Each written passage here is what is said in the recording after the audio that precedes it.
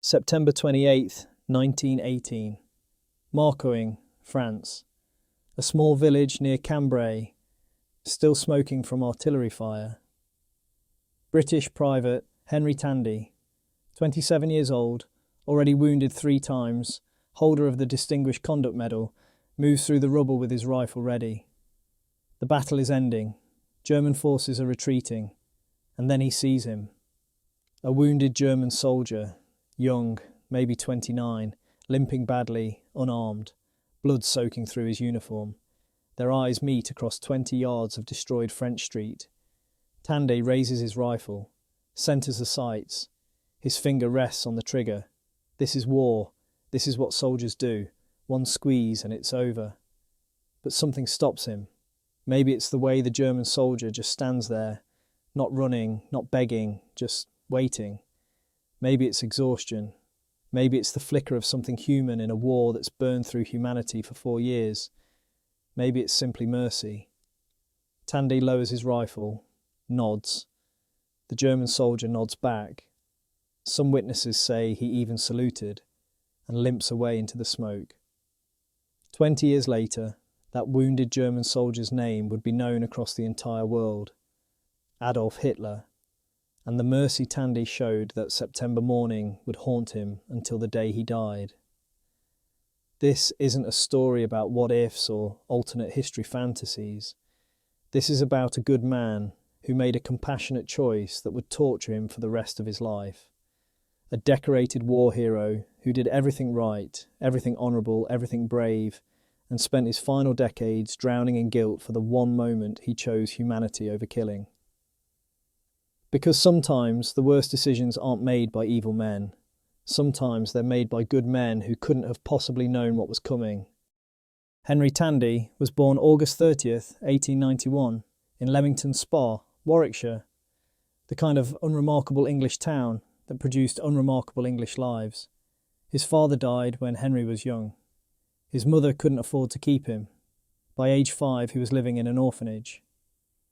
The orphanage system in Victorian and Edwardian England wasn't designed for warmth or nurturing. It was designed for survival, teaching boys trades, discipline, basic literacy, then pushing them out into the world to fend for themselves. Henry learned to be invisible, learned to follow orders, learned that complaining changed nothing. At 14, he left the orphanage and found work as a boiler attendant. Hot, dangerous work in industrial buildings where one mistake could maim or kill you. The kind of job that made military service look appealing by comparison. When World War I erupted in August 1914, Henry Tandey saw an opportunity. Not for glory, men from his background didn't think in those terms, but for steady pay, 3 meals daily, and something resembling purpose. He enlisted in the Green Howards Regiment, 5'6", wiry build, nothing imposing about him, just another working-class lad in khaki, one of millions. But Henry Tandey had something most soldiers don't, an almost supernatural ability to stay calm under fire, to make decisions when chaos reigned, to lead when officers fell. He wasn't reckless, quite the opposite. He was methodical, careful, effective, the kind of soldier who survives not through luck but through competence. France and Flanders became his life. Trenches, mud, gas attacks, artillery barrages that shook your teeth loose. He was wounded at the Somme in 1916, patched up, sent back, wounded again at Passchendaele in 1917, patched up, sent back, and through it all he kept earning commendations. July 1918, the Battle of the Somme, second phase. Tandey single-handedly captured a German machine gun position that had pinned down his entire company. September 12th, near Havrincourt, he led a bayonet charge across open ground under heavy fire, capturing a German trench and 20 prisoners. His commanding officer wrote that Tandey showed utter contempt for danger. By September 1918, Private Henry Tandey had become something rare, a genuine war hero still alive. He'd earned the Distinguished Conduct Medal, the Military Medal with bar, and multiple commendations. Soldiers under his command trusted him completely. Officers relied on his judgment. If there was a dangerous job, clearing trenches, leading patrols, holding impossible positions, they sent Tandey. He didn't think of himself as heroic, just doing his job, surviving, protecting the men around him. That's what good soldiers did. You followed orders, you looked after your mates, you tried not to think too hard about the Germans you killed, because thinking about it made you useless. The war was supposed to end all wars. Everyone said so. Just hold on a bit longer, push the Germans back, finish this nightmare. Then they could all go home, try to forget, rebuild lives that made sense. September 28th, 1918, started like any other day of fighting. The British were advancing near Marcoing. German resistance was collapsing but still deadly. Tandey moved through the village with his unit, clearing buildings, watching for snipers. He'd done this hundreds of times. And then came the moment that would define the rest of his life. The moment he chose mercy. The moment he let a wounded German soldier limp away into the smoke. 20 years later, sitting in his modest home in Coventry, Henry Tandey would learn that soldier's name, would see the photograph, would realise what he'd done, and the weight of 60 million deaths would settle onto his shoulders like a physical thing he'd carry until his grave. The Battle of Marcoing wasn't supposed to be memorable, just another village to clear, another day of pushing the Germans back toward their own border. The Great War had been grinding on for 4 years. Everyone was exhausted, British, French, German, everyone. But the Allies had momentum now. The German spring offensive had failed. American troops were arriving. The end felt close. Henry Tandey moved through Marcoing's shattered streets with practiced efficiency. 4 years of combat had taught him to read terrain instinctively, to spot danger before it materialised. The village was mostly secured. Sporadic gunfire echoed from somewhere north. A few stubborn German positions still held out, but the bulk of their force had withdrawn. That's when he saw the German soldier. Not in a dramatic way. No music swelling, no slow-motion cinematography, just a wounded man in a field grey uniform limping across an intersection about 20 yards away. The German wasn't surrendering exactly, but he clearly wasn't fighting either. Just trying to escape, trying to survive. Tandey's training was automatic. Identify threat, assess, respond. His rifle came up. The German soldier stopped moving, turned to face him. Here's what we know from Tandey's later accounts, corroborated by other soldiers present. The German was young, slight build, dark hair, distinctive moustache. He was wounded, exactly where isn't clear, but his movement suggested leg or hip damage. He wore no visible weapons, and crucially, he didn't run or beg. He just stood there, meeting Tandey's eyes across that destroyed French street. British military doctrine was clear. Enemy combatants in retreat are still enemy combatants. Shooting this German would have been completely lawful, completely justified, completely normal for September 1918. Hundreds of thousands of similar decisions had been made throughout the war. But something in that moment stopped Henry Tandey from pulling the trigger. Maybe it was exhaustion. 4 years of killing wears on anyone. Maybe it was the way the German soldier carried himself, not with fear or defiance, just a kind of resignation. Maybe Tandey thought about his own close calls, the times he'd been wounded and helpless. Maybe he simply couldn't bring himself to shoot an unarmed, wounded man who wasn't threatening anyone. The moment lasted perhaps 10 seconds, felt like longer. Tandey lowered his rifle. According to some accounts, he gestured, a small movement indicating the German should go.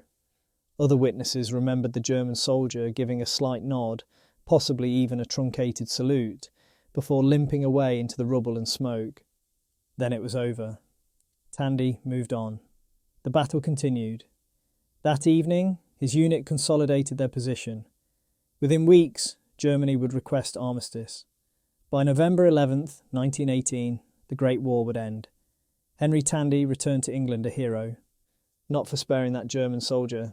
Nobody cared about that. Nobody even knew, but for his accumulated bravery throughout the war.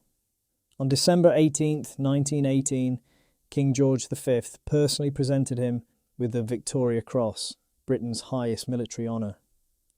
The citation detailed his actions on September 28th at Marcoing, but focused on different heroics, leading his section through heavy fire, clearing enemy positions, continuing to fight despite wounds. He was the most highly decorated British private soldier of World War I. Newspapers ran stories, communities celebrated him. He'd done everything a soldier could do, and done it extraordinarily well. He never mentioned the wounded German soldier. Why would he? It was a tiny moment in a war filled with millions of such moments, an act of battlefield mercy that seemed insignificant compared to everything else. He'd let one enemy soldier go. So what? The war was over. Everyone could go home now. He got a job at a motor company in Coventry, married a woman named Edith, settled into normal life, or what passed for normal after experiencing what he'd experienced. The nightmares came sometimes. Anyone who'd been through the trenches had nightmares. But mostly he just worked, went to the pub, tried to be ordinary. For nearly 20 years, Henry Tandey lived with that moment as nothing more than a minor memory. One small decision in a war full of decisions. One German soldier among millions. And then, in 1938, everything changed. He learned who that German soldier was, and the weight of what he'd done, or rather, what he hadn't done, would crush him for the remaining 39 years of his life. 1937. Prime Minister Neville Chamberlain makes his ill-fated diplomatic journey to Germany, trying desperately to avoid another war. He meets with Adolf Hitler at the Berghof, Hitler's mountain retreat in Bavaria. The conversation is tense, Hitler making demands about Czechoslovakia, Chamberlain trying to find compromises, both men knowing war is becoming inevitable. At some point, Hitler guides Chamberlain to a particular painting hanging in his study. It's a reproduction of a work by Italian war artist Fortunino Matania, depicting a scene from the Battle of Marcoing, British soldiers helping wounded comrades. The painting had been presented to Hitler by a German officer who served there. Hitler points to the painting and, through interpreters, tells Chamberlain something extraordinary. That man came so close to killing me that I thought I should never see Germany again. Providence saved me from such devilishly accurate fire as those English boys were aiming at us. Then Hitler adds more. He describes being wounded at Marcoing, describes a British soldier who could have shot him but didn't, describes making eye contact with his potential killer, seeing the rifle lower, being allowed to escape. Chamberlain, probably desperate to find any common ground with this increasingly dangerous dictator, makes note of this story. When he returns to England, the anecdote gets shared in certain circles. Someone investigates. The Victoria Cross recipient at Marcoing was Private Henry Tandey. The painting depicts the same battle. The dates align perfectly. Someone, historians debate exactly who, contacts Henry Tandey to verify the story. Imagine that moment. You're 46 years old. You work at a motor company in Coventry. Your military service was 2 decades ago. And suddenly someone is asking, did you spare a wounded German soldier's life at Marcoing in 1918? Tandey confirmed it. Yes, there was a wounded German. Yes, he'd lowered his rifle. Yes, he'd let the man go. He remembered the moment vividly. You don't forget something like that. But he'd never known the soldier's identity. Now he knew. That wounded German soldier had been Adolf Hitler. Corporal Hitler, of the 16th Bavarian Reserve Regiment. The same man now threatening to plunge Europe into another catastrophic war. The story exploded across British newspapers. Some treated it as curious coincidence, others as bizarre historical irony. A few attempted philosophical meditation on fate and choices. But for Henry Tandey, it wasn't philosophy. It was horror. According to family members and close friends, the revelation devastated him. He became obsessed with the what if. What if he'd pulled the trigger? What if he'd killed Hitler in 1918? Would there be no Nazi party? no persecution of Jews, no remilitarization of Germany, no looming war. People tried to comfort him. You couldn't have known. You made a compassionate choice. You were following the soldier's code of not shooting unarmed, wounded men. It's not your fault, but that's not how guilt works, especially for a man like Henry Tandey, working class, straightforward, raised to believe in duty and responsibility. He'd spent his whole life doing the right thing, following orders, protecting others, and the one time he'd shown mercy, that mercy had enabled the worst monster of the 20th century. 1939. War came again. But this time, Henry Tandey was too old for combat. He was 48 when Germany invaded Poland. He could only watch as everything he'd feared came true. The newspapers filled with battles, then worse things, concentration camps, death tolls, cities destroyed. His own city of Coventry was bombed heavily in 1940, the Luftwaffe trying to destroy its industrial capacity. He watched his community burn, knowing the man who ordered those bombs was the same man he'd spared 20 years earlier. Friends and family reported he became increasingly withdrawn. He'd never been talkative, that wasn't his nature, but now he seemed to carry a visible weight.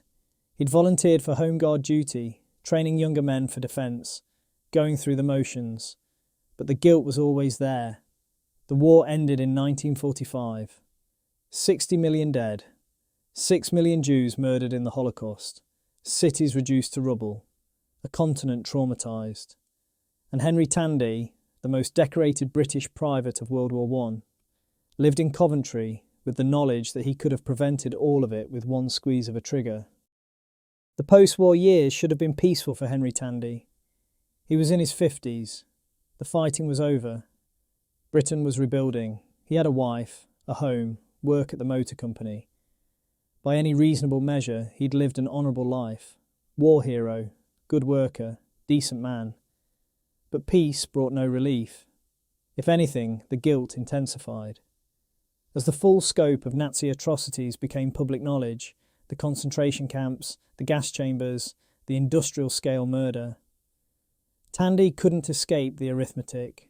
One bullet, one moment, one decision. If he'd pulled that trigger in 1918, none of this would have happened. 60 million people would still be alive. 6 million Jews wouldn't have been murdered. His own neighbours in Coventry wouldn't have died in German bombing raids. People who knew him during these years described a man carrying an impossible burden. He rarely spoke about the war, either war. He went to work, came home, kept to himself. But those close to him saw the weight, the way he'd go quiet sometimes, lost in thoughts he couldn't share, the way he'd react to news about war trials, about the discovery of new atrocities, about the ongoing effort to rebuild Europe.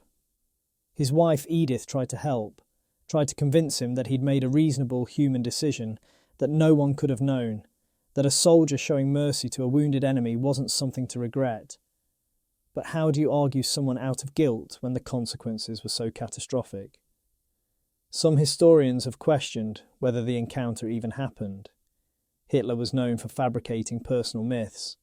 Maybe he invented the story to seem more dramatic, more destined. Maybe the whole thing was Nazi propaganda. But Tandey never doubted it. He remembered that moment too clearly. The wounded German soldier, the eye contact, the decision to lower his rifle, whether that soldier was definitely Hitler or not, didn't really matter to his guilt. He believed it was, and belief was enough to torture him. The 1950s and 60s passed. Tandey retired from the motor company, became an elderly man in a changing England. The world moved on from World War II. New conflicts emerged. Young people who'd never known war grew up. But for Tandey, that September morning in 1918 never receded. It remained vivid, present, inescapable. He developed health problems, not unusual for a man who'd been wounded multiple times and lived through the horrors of trench warfare. His body bore the marks of his service, but it was the psychological burden that truly disabled him. Friends reported that he'd sometimes say, very quietly, that he should have shot. that mercy had been a mistake, that a good soldier doesn't hesitate. But then he'd contradict himself, saying he'd done the right thing, that you can't shoot unarmed wounded men, that he'd followed the rules of warfare. The internal conflict never resolved. What makes Tandey's story particularly tragic is that he genuinely was a hero. His Victoria Cross wasn't given lightly. He'd saved lives, shown extraordinary courage, done everything military service demands, but none of those accomplishments could balance the weight of what he believed he'd failed to do. May 20th, 1977. Henry Tandey died in Coventry at age 85. No fanfare. Local papers ran brief obituaries, noting his Victoria Cross, his distinguished service. Some mentioned the Hitler story as a curious footnote, but few grasped the psychological toll that story had taken. He was buried quietly. Edith had predeceased him. No children. A few friends at the funeral. And with him went one of the most tormented consciences in modern history. A good man who'd done a compassionate thing and spent nearly 40 years drowning in guilt for it. The deepest tragedy of Henry Tandey's story isn't just about one decision. It's about the impossible burden we place on individuals to predict the future, to know the unknowable. He made a choice that any decent person might make, showing mercy to a wounded, unarmed enemy. Under any normal circumstances, that would be admirable. Under these specific circumstances, it became unbearable. We want history to be simple, heroes and villains, right choices and wrong choices. But Tandey's life reveals something more painful.